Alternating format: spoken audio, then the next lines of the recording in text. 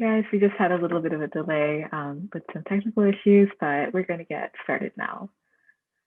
Okay, so as I said earlier, today we'll be covering the writing section. So the writing section itself has a format, and it's grouped with the speaking section, and it forms a free response portion. Earlier, we covered the multiple choice portion, so those are considered the two major portions of the exam. So the entire free response section lasts for an hour and 30 minutes, but it might be a little off depending on the testing center. So the writing email section lasts for 15 minutes, inclusive of reading the prompt. So keep that in mind.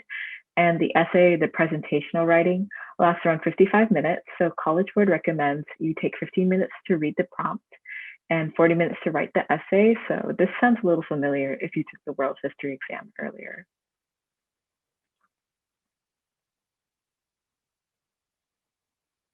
So one really important thing to keep in mind while you're taking the writing section is idiomatic phrases. So they're a really crucial part of the writing and speaking portions of the exam and they are mentioned on the rubric to get a 5. So they'll make your writing seem more sophisticated and can serve as important transitional phrases on your essay itself and in your email as well. So to quiz you on some of them, we're going to have a Kahoot.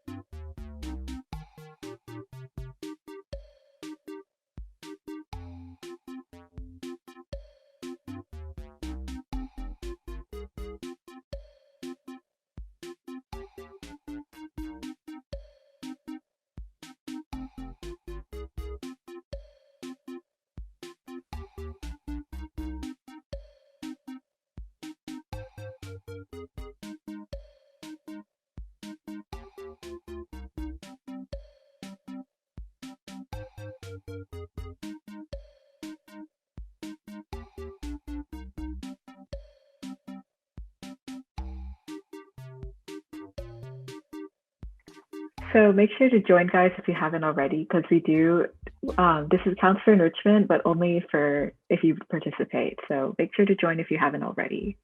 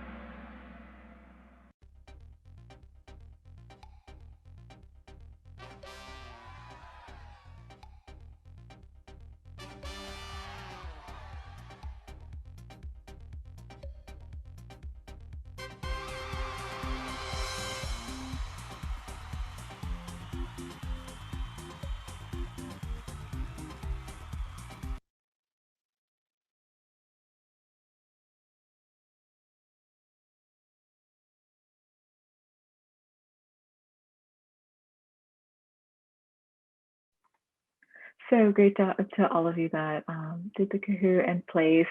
Idiomatic phrases are definitely not one of the easier parts of Spanish, and they do require a little bit of memorization. So towards the end of this session, I'll provide with a link for that you can access multiple files that might help. And these will be on our website in the future. So now let's move on to the email portion.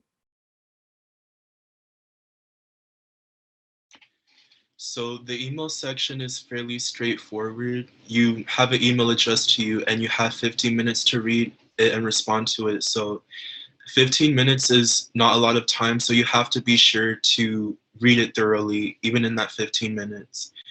You should have practice with doing so in class, but it's still important to be mindful of the 15-minute limit. So like I said, you have to make sure that you read through it thoroughly, make sure you look at the important phrases, and use your context clues. If you don't understand a certain part, then there's always context clues. And also make sure to sign off with the name of Hispanic origin.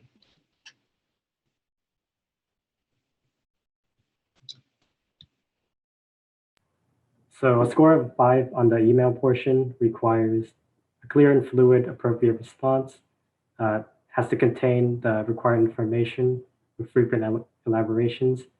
Your response also needs to be understandable and still coherent, even if your occasional errors, if you have any.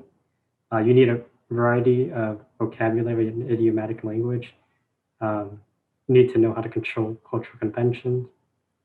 And you also need a variety of simple, compound, and complex sentences.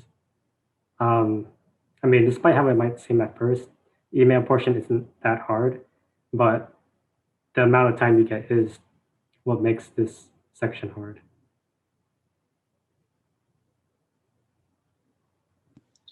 So when you read the email, there's a few things that you have to gather. First, you have to gather the name of the sender, and you also have to gather the context of the email, and you also have to gather the questions that are being asked. There's going to be 2 questions asked each time. It's suggested that you underline important details so you know where to look back if you ever need to reference the email as you write the response. And this is also where the importance of understanding Spanish shines. The less time you spend reading and understanding the email, the more time you will have to write your response. So for those of you who might not feel that competent about your Spanish, it would be best to kind of brush up on it between now and the AP exam, because for the email part, like I said, I keep on reiterating it because it's so important. There's only 15 minutes to read it, so you have to be sure you understand it in order to respond well. But like I said, there's always context clues if you don't understand it. It's also important to understand the tone of your response. So is this sender a mentor or is it a peer? You have to think about those kind of things when you're responding so that if you have to be formal or informal.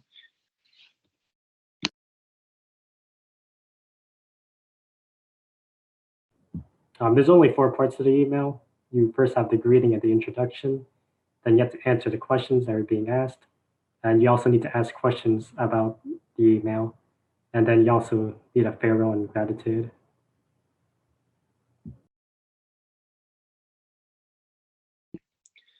So for the greeting, the greeting and introduction is actually pretty simple. It's probably the part you're going to struggle the least with. You just begin your response like any other email you send, except in Spanish. So if you were saying dear Mr. or Mrs., it turns into estimado, estimado, señora, señora. Other greetings could be querido, which means dear if you're speaking to someone informally, like if it's your friend or your family member. And not an older family member, but a younger family member. And then a quien corresponda is to whom it may concern, which might be formal. That would be if you're writing to someone and you don't know exactly who it is, But if you do know who it is, it would make more sense to use estimado.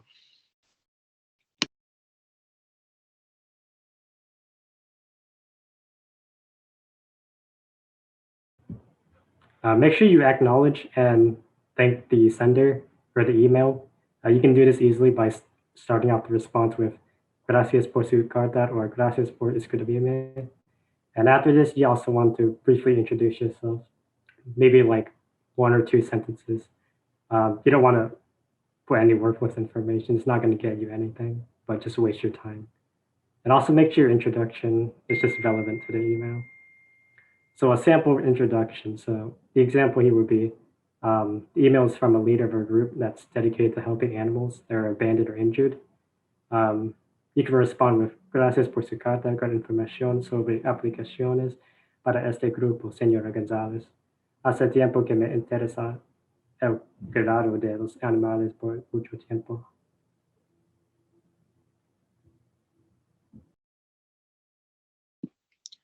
So answering the questions of the email, it's not very difficult. Finding the questions within the email will also be pretty straightforward, thankfully, because they're put in a dotted list. So it's not like you have to search for the questions, it's actually right there in a list. So it's going to be pretty easy to understand. This part of the response will be where the main meat of your response will be.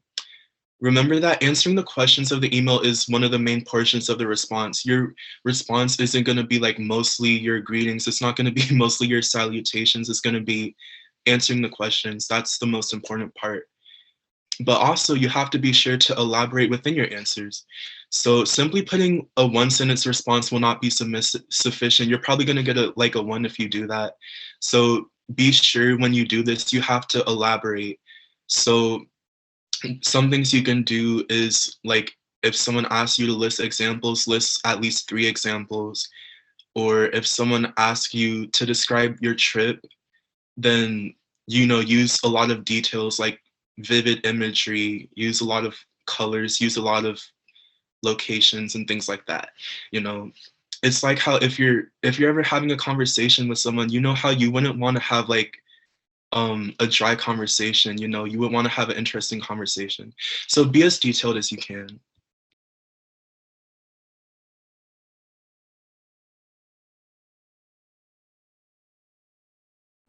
And then next you have to ask questions. It's also another big portion of your email, but a little bit easier than actually answering the questions. But you can't ask any simple questions, and that won't get you anything. You'll probably get maybe 2 or 3. An example of a core question would be, when can I expect a response from you? Or what is the date tomorrow? Your question should be about the prompt and make sense. So a better question would be, will there be any opportunities assisting in this specific area at the county?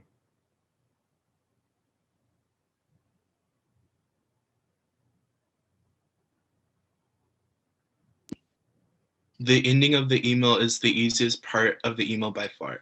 As expected, you just need a closing to the response. However, before the closure, like a normal email, like I said, this is the same as a normal email except it's in Spanish. You would, like a normal email you would send to a teacher, a great end to your whole response is along the lines of like a thank you in advance and a desire to hear from them soon. So your closing should begin with atentamente or any synonym of it, then your Hispanic alias. If you don't put your Hispanic alias, you might get some points off, so be sure to put a Hispanic name at the end. And that's it for the email, guys.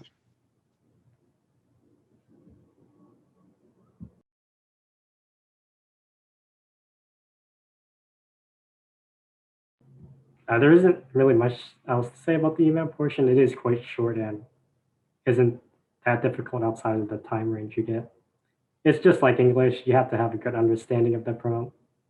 You also need to use the correct tone, which is formal or informal, depending on who's sending the email. You also need appropriate grammar in your responses. Nonetheless, here are some important notes that you should keep in mind.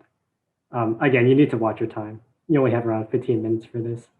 And obviously a great way is, or to get ready for this exam, is just to practice. So if you've been taking your practice seriously within class, or you've been practicing outside of class by timing yourself and using previous AP exams, chances are you'll be perfectly fine for this portion. Also, you want to avoid repeating common words or phrases over again. The more variety you use, the higher the score you're going to get, pretty much. So expand your vocabulary in your free time. You can like watch shows, anything like that.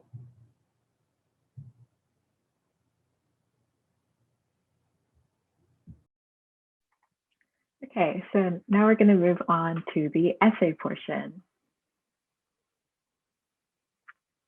So the essay is not as straightforward or as short as the email section, I wish. So you're given 3 different sources to present on. These will be your prompt, or these will make up your prompt. So 2 of them will be written sources, and you can definitely refer to them while writing. So they can either take form of an article, graph, table, or infographic. And the other source will be an audio source that will be played twice before writing. So I would definitely recommend taking notes on those on the paper so that you can refer to them while writing. So all 3 will most likely have different views on the topic. So of course, the thesis sets the foundation for the essay. So one recommendation is to have a thesis that responds directly to the prompt, whatever the prompt may ask you to write on, using 2 complete arguments. So a thesis is clear on its stance, and you're going to want to have it objectively. It can't be like a moral thing, like this should be or that should be. Refrain from using the first person, especially with words like yo pienso or yo creo, at least in your thesis, and use words similar to propone or sugiere. If you've written essays before in your Spanish class, these should be no stranger to you. So these and similar words can be used to introduce your thesis. So a thesis uses sophisticated language that's on your rubric for a 5. So it's not going to be super brief in length.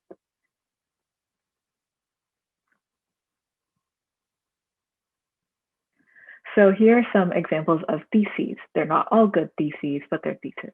So in English, should the population be permitted to have access to recreative drugs? So keep in mind the opinions in this do not necessarily reflect our own opinions, nor are they necessarily true. They're just examples.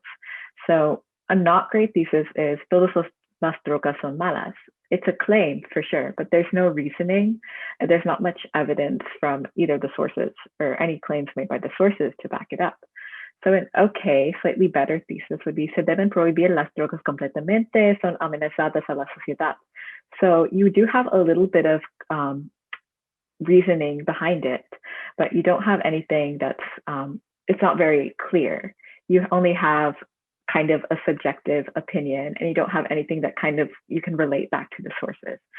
So a much better thesis would be, even though drugs have a bad reputation in society, there are a lot of advantages that are often overlooked by the general population. Studies suggest that the use can lower levels of stress, and the majority of users don't suffer from fatal effects because of drugs.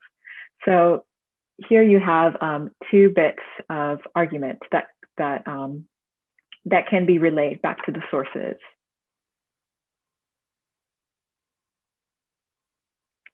So just like the email, the essay is not different. It's not too different from anything you may have written prior to this in English class. So you still have an introduction with the thesis, 2 body paragraphs, and a conclusion to tie the whole thing up. So don't worry so much about getting the perfect word, because this is definitely a time waster. So one of the biggest aspects of a well-written persuasive essay is a coherent line of thought. So it's always a good line of reasoning over the perfect words or the perfect sentence structure. You get the gist. So I would recommend spending a couple of minutes planning out what you're going to write about and how you're going to format it. So which sources will you use, and in what order would you use them?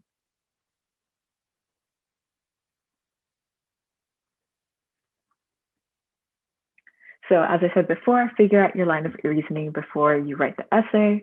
This will save you a ton of time on when you pause after each paragraph trying to figure out what to write. So your introduction needs to introduce your argument. So summarize the topic briefly before you launch into your thesis, but don't make any reference to the sources, just any explicit reference to the sources just yet. And your body paragraph should, in 3 to 5 sentences, introduce the source's argument, use a transition to create commentary on the argument, refute an opposing point if you can, and conclude the paragraph and relate all the content that you just wrote about back to your thesis. So your conclusion is going to be what concludes your essay. So you need to accomplish this. You can accomplish this by restating your thesis to begin with, briefly. It doesn't need to be as long as your original thesis. And then summarize your arguments from the body paragraph, and or introduce another possible argument that you may have either from your own personal observations, something you may have learned in Spanish class, but don't worry too much if you're kind of short on time. What's more important is finishing your essay. So end with a memorable statement or a call to action. So that's it. This process should not take longer than 15 minutes if you're managing your time well. You will want a few extra minutes to look over your essay. And then a few more notes. The rules of writing a good essay in English apply here as well, except for one thing: you're not going to be graded as hard on incorrect grammar or spelling. The same thing is true with the email. As long as any mistakes you make don't interfere with your message, you'll be fine. So use sophisticated vocabulary, and we will provide these at the end of the meeting when we post on the website. So use specific words with specific meaning, because I consider words like en nuestro mundo or hoy en el mundo, they're so cliche because almost everyone uses them when they start off their essay. So in the body paragraph as well, saying things like fuente dos dice or anything similar should be avoided. It's just not a very flowy way of referring to things. So you can try using things like según el fuente or como afirma the source instead. I'm so sorry, real quick. Could I ask a question? For the information for within these paragraphs, do you have any plan of posting them, or is this gonna be? Yes, we'll post this PowerPoint on our website. Okay, thank you so much. Bye. No worries. So yes, Dr. Torres has provided some notes that will outline the writing section. So please review these. They'll be of great help. They contain templates for responses for both the email and the essay, and some advanced vocabulary like the idiomatic phrases we went over earlier. So you can access the folder here at this link or using the QR code below. And don't worry if you don't quite catch it. We'll post these on our website. So we'll give you a couple of seconds to look over those. And before you... Could you put the link in the chat, please? I'm sorry, I'm a little bit... Oh, there it goes, never mind. No worries. And that's it for our meeting. So before you go, if you were at the multiple choice section, you know about this. So take our closing survey for attendance, and we'll post a link in the chat as well.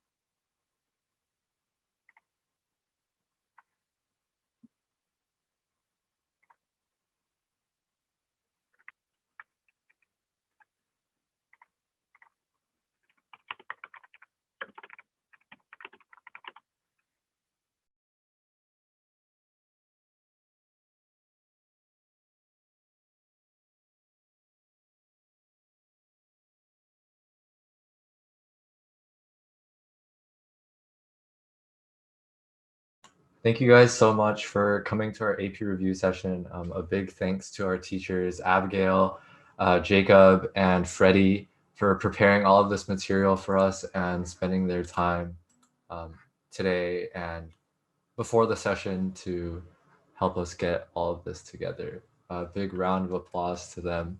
And once again, if you are planning on using this AP review session for your enrichment credit, remember that 2 AP review sessions will be equal to 1 SHH enrichment credit. And please make sure to take that survey that is currently shown on the screen so that we can give you your appropriate credit.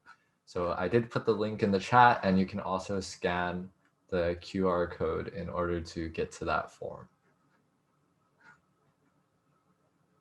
If you guys don't have any further questions, you are free to go whenever you finish doing that little survey. And then hopefully we'll see you guys at the last one, which is the listening portion of, sorry, the speaking portion of the exam. Bye.